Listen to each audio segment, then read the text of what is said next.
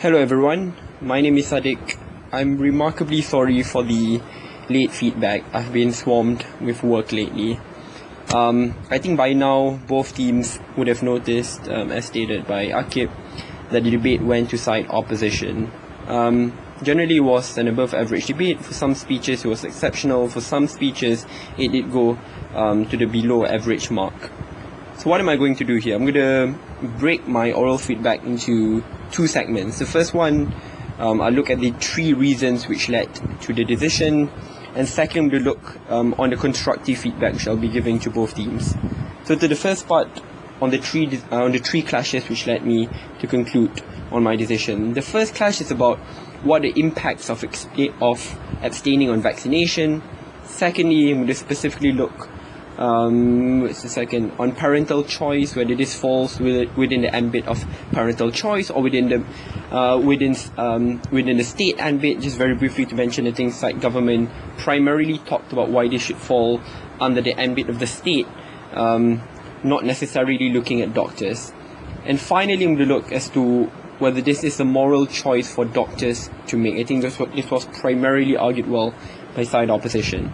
So in the first clash, what are the impacts of abstaining on vaccination? I think side government started up the debate well by arguing that this generally increased the mortality rate among children, and children specifically who are not immunized are the ones who suffer the most, especially when they could not opt in or opt out of the system when this choice is primarily foisted upon them by parents. Moreover, side government also argued that even if these children do not die, there's a high likelihood that the children will suffer from other side effects, i.e. debilitation, etc. So generally, that was the characterization side government put forth. How did opposition deal with this? So I think, just briefly to comment, I think a lot of the responses from side opposition didn't come in a package. I think it came in bits and pieces. So I think this is something in which side opposition should improve on. But generally, I got three things in response to that. Firstly, is to point out that the herd immunity argument, that even if this thing can be quite contagious, however, the point in which a large community is already vaccinated, the ability of the disease to be contagious will massively reduce. So that's the first response from side opposition. The second response from side opposition is the mitigating response, which is to point out that modern medication would be sufficient to mitigate the impact of the contagion, even if it is to happen. The final thing is to also point out that a lot of contagious virus at this day and era is slowly being phased out. The impacts of measles, smallpox, etc. is slowly fading out. Therefore, the necessity for this model to be put forth has been reduced. Just a couple of things to point here. So I think both sides in the debate acknowledge that the practice of not immunizing children is primarily taken up by religious minorities who are not in the majority, who live in isolated communities. So I think side opposition in this debate was able to capitalize on that characterization by pointing out, because they are such a minority, the ability of that contagion to be a large thing is significantly reduced by that act. I think this was also implicitly conceded by side government. So what does those responses mean on that front? It clearly shows that that the necessity to vaccinate children is significantly reduced, considering the three responses and also the existence of the characterization which side government put forth. So just to conclude here, even though I do acknowledge that side government argued this on two fronts by showing that that there are individual harms taken up by children, especially children who are unable or unable to opt out from a scenario in which vaccination is not permitted, but secondly also how this will impact society at large. I think in the second part upon how this will impact society at large, a lot of opposition responses came in quite well. Herd immunity, modern vaccination, contagious virus being slowly phased out. All of those responses are sufficient to show that society won't be primarily impacted by this. But in terms as to how children will specifically suffer, considering that there's a high possibility and likelihood that they'll take smallpox, measles, etc. I think that's something which side opposition should focus on a lot more. But again, even on that front, some of the responses made by side opposition implicitly dealt with this by showing that even if children are to suffer, that suffering will be mitigated quite significantly through modern medication. So I think on the first clash of this issue, I think side opposition decisively took it.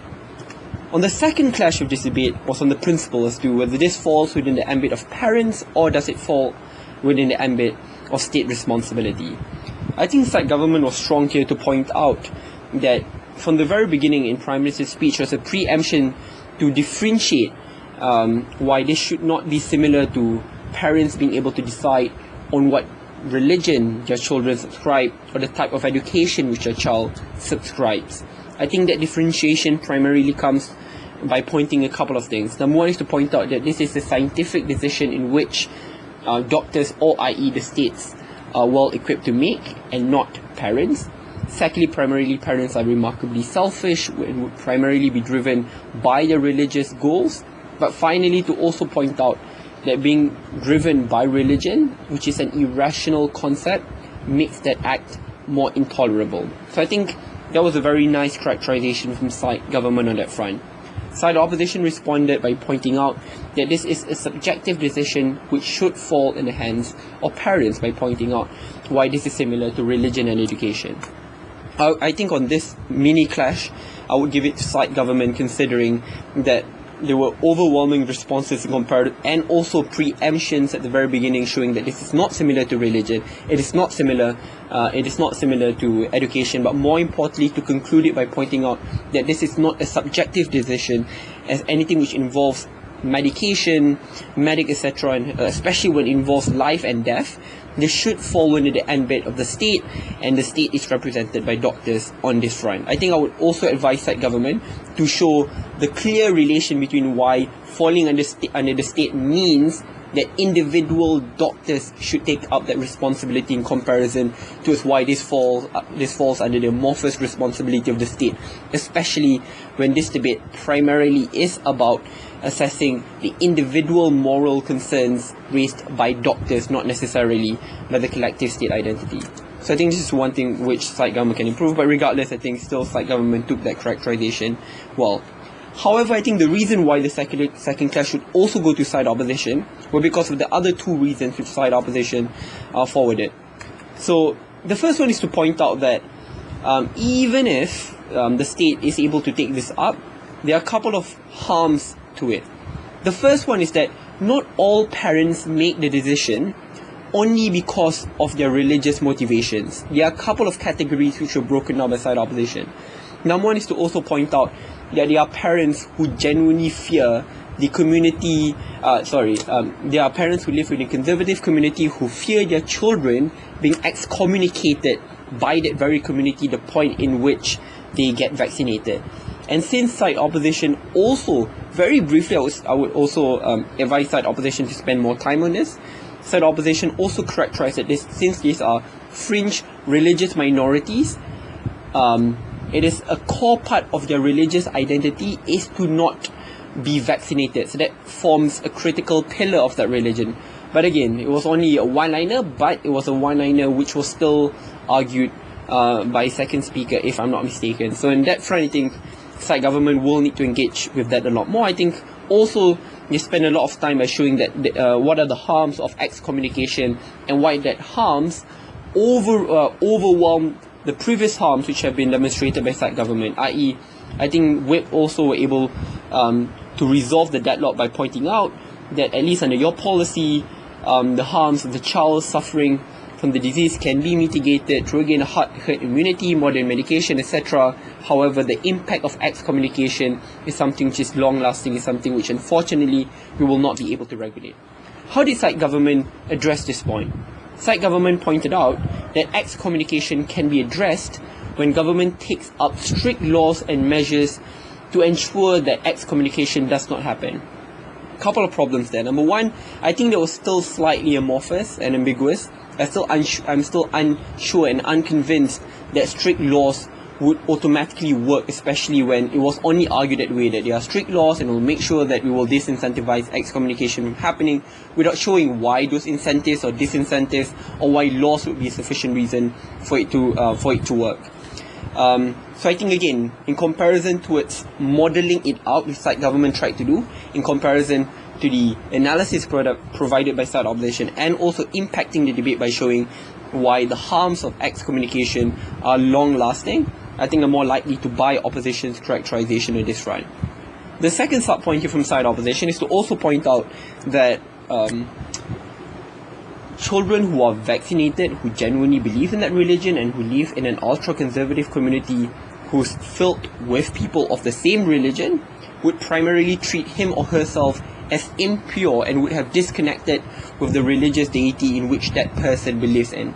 And that's a massive harm, because it's something which I'll be forced to live with for the rest of my life, etc. Again, I think side opposition could spend more time on arguing why there's a critical pillar of my religion, because again, it was just a blanket statement made there and then, and also to point out why that's something which I'll carry with for the rest of my life, because again, this is not an adult which is making that decision who would know that, oh my god, I'm losing my connection with God. This is primarily a minor who might not necessarily build that relation or connection with God yet. However, again, side government did not point it out. That side opposition was strong enough to point out that level of impurity would continue up until adulthood. How did side government deal with this point? I think side government did to some extent, even though I think it was relatively short. They point out that this measure is quite similar to the restriction on other religious freedoms, and this is why I would again recommend side government to spend more time and hit the point a lot harder, not to just mention that while we already states have traditionally restricted religious freedoms when it comes to its life-threatening disease. However, I think just lay it down a lot better, but just to show a lot more, i.e. like some religions treat polygamy as a core part of their identity, yet we are able to outlaw it.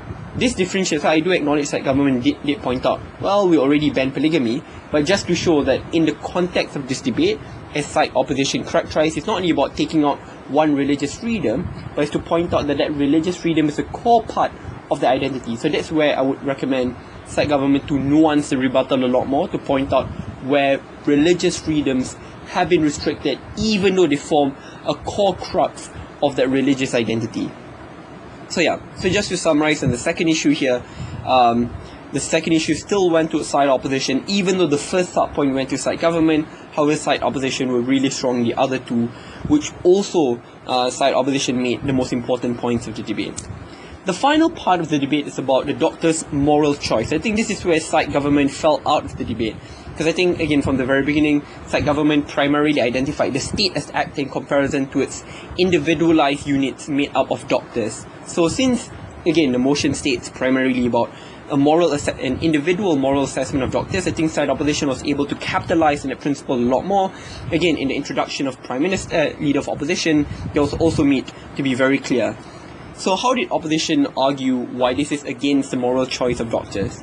The first one is to obviously point out the Hippocratic Oath as to why doctors should just not do any harm, but furthermore should not force itself upon a person and its will upon a person, especially when the person did not consent to it, etc. And again, consent falls under the jurisdiction of parents. So I think that's the first thing which opposition pointed out. I think the second thing which opposition pointed out was to show that that this treatment, which is invasive, which is physical, could be parallelized to an instance of assault. Just very briefly here, I think the second part about equating it to assault did not work quite well, because I think the second speaker and third have already addressed it by pointing out that it's perfectly legitimate if it means saving a person's life, but more importantly, almost all medical treatments would constitute that under your ambit. But primarily they spend more time on showing why, if it is life-threatening, this is something which is necessary, and especially since children cannot consent to it anyway, and parents can force physical treatments upon children to begin with, therefore it becomes a secondary consideration. But primarily when you look in the first part, so I think in terms of the Hippocratic Oath, I think side opposition spend a lot of time on arguing on all three speeches in comparison to side opposition spend time arguing in all three speeches in comparison to side government, who only started the principal part of the debate at the end of second speaker's speech, and I think was dropped in third speaker's speech. So I think if I'm to compare the level of contribution in the debate, I think side opposition did specifically address the doctor's moral choice a lot more, and also provided more material and meat to show why they would also take this issue as well. I think the final consideration here, I'm not sure where I'm supposed to fit this issue under, but I think it might also fall on the doctor's moral choice as well, is when side opposition also argue a specific harm. So I think a lot of the bulk of government case depends on government showing that children will be better off. So since the opposition initially already pointed out, as I discussed, that children be excommunicated, will see him or herself to be impure, etc. So that's already a first level harm. I think the second thing which side opposition did show, especially in Deputy Leader of Opposition speech, is to show that the point in which doctors force their will upon, force this treatment upon children, there are a couple of things will happen. Number one is that now people will lose faith in the medical industry. That means that people no longer want to access modern healthcare, which is bad. But secondly, and more pertinently, is to point out that this will disincentivize patients from visiting or consulting doctors, which means that if there's a more dire and contemporary problem in comparison to an elastic one, i.e. Contagion, which you might only know that you'll get in the future, so like if you need that treatment now and you need to see the doctor, now you'll be disincentivized to see the doctor. I think on that front, I think side opposition also demonstrated that there's a necessity to ensure that the relationship of trust is maintained, and how side government will destroy that relationship of trust. But more importantly, this will specifically harm children, the point in which they will no longer consult doctors, no longer will want to gain for treatment from doctors, especially if they are sick there and then. So I think that was a primary argument which I thought was missed out by side government, unfortunately. So for those three reasons in the debate went to side opposition. Let's look at the constructive feedback here. So I'll give constructive feedback firstly for side government. There are a couple of things which I would recommend side government to focus on. The first thing is that unfortunately, a lot of the responses were new, by the way, responses which came in the reply speech from side government. What were these responses?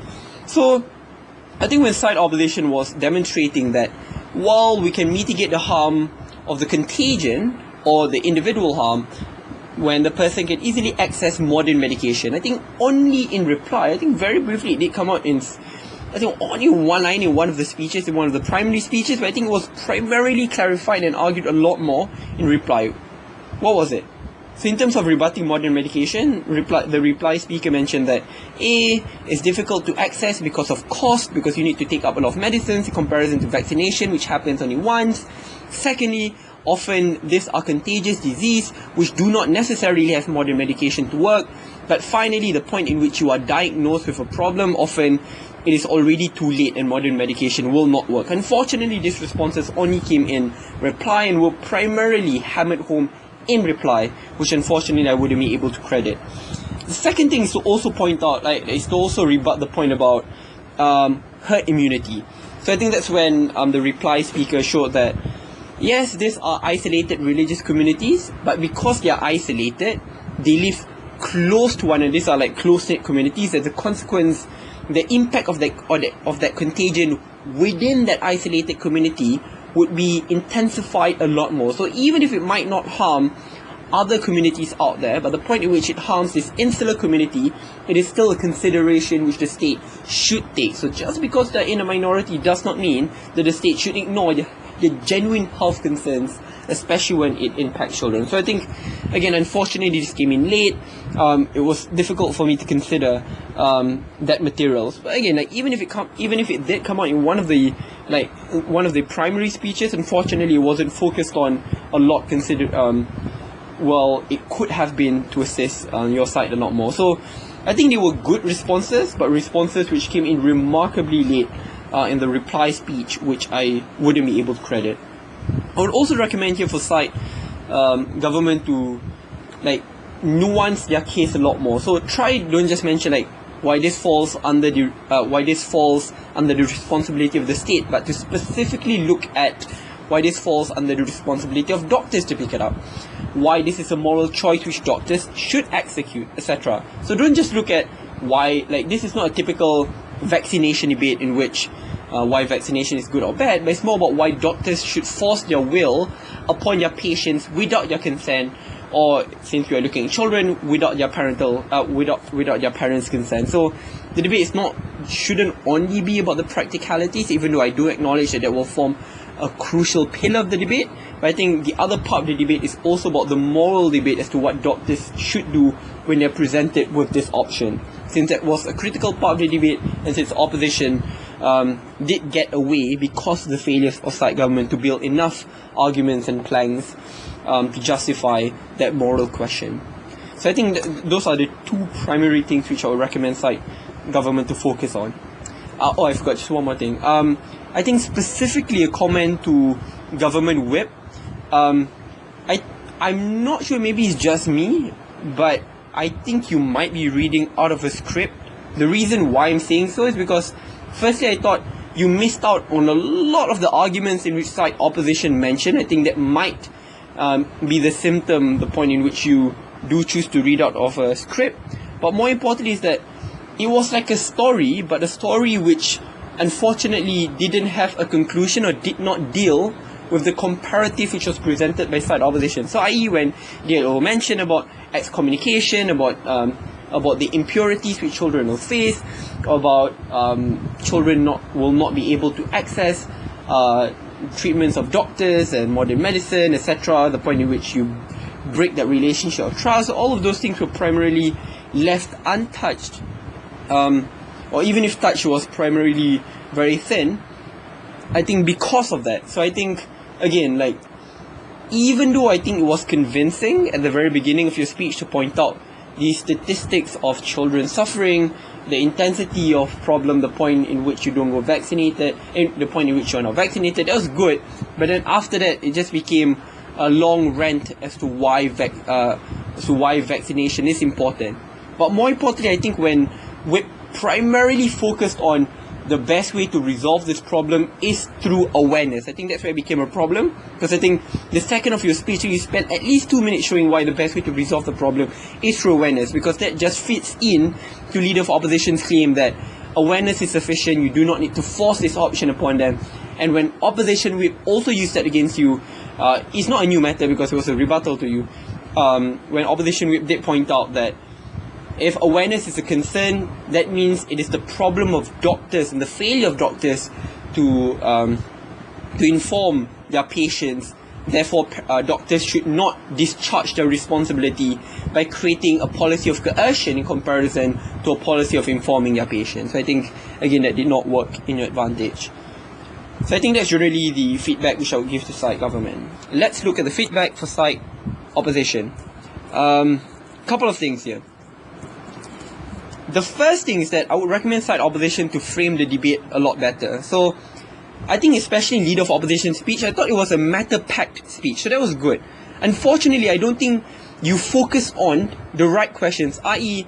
at the very beginning to show that, so again, like, unfortunately, as there were rebuttals being built in other speeches in comparison to it being packed in one question which the judge could easily relate to, i.e. like, if what I would recommend is just to go why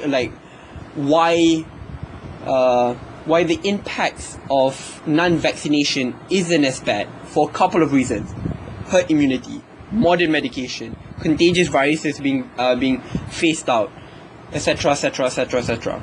The point is to show that it's not to just break it up into like, okay, so the first part will go into the first rebuttal, and then after that will be argument, etc.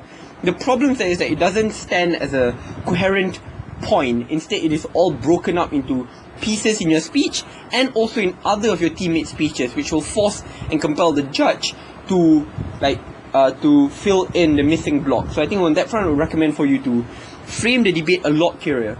So I will also recommend from the very beginning for you to clarify like what are the trade-offs, what are the things which you will get and lose in the debate. So that's where you might need to necessarily see that some individuals might suffer, especially if they live in an isolated community.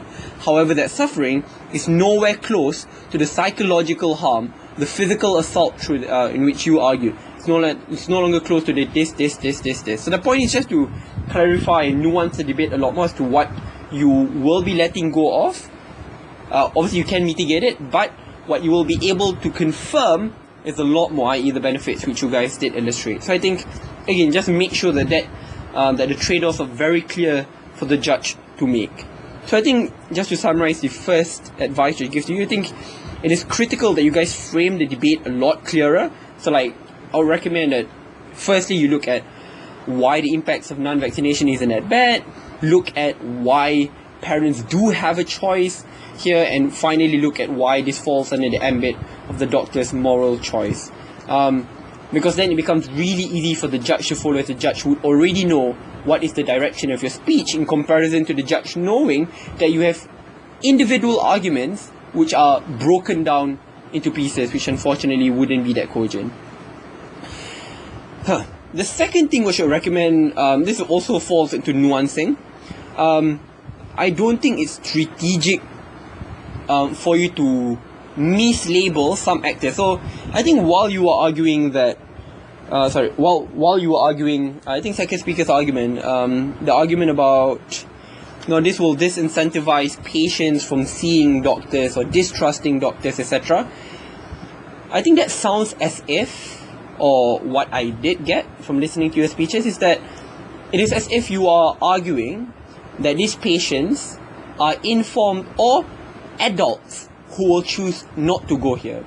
I think the argument will still work, but nuance it to children. That's when you need to argue, this will disincentivize parents from sending their kids to receive healthcare, etc. So I think you take a very small part, but I think you primarily just looked at patients, while not looking at the specific nuances of children. I think, especially if you look at children, there are a lot more harms in which you guys could have built on through the argument as to why the disconnect between the society and the healthcare industry is primarily created the point in which the new generation or parents see that their children and their blood and their family are being slowly indoctrinated or being made impure by the state, therefore creating an anti-establishment attitude or what have you. The point is just to specifically nuance the argument to the needs of children in comparison to the needs of patients in general, especially when that argument is important. I think this criticism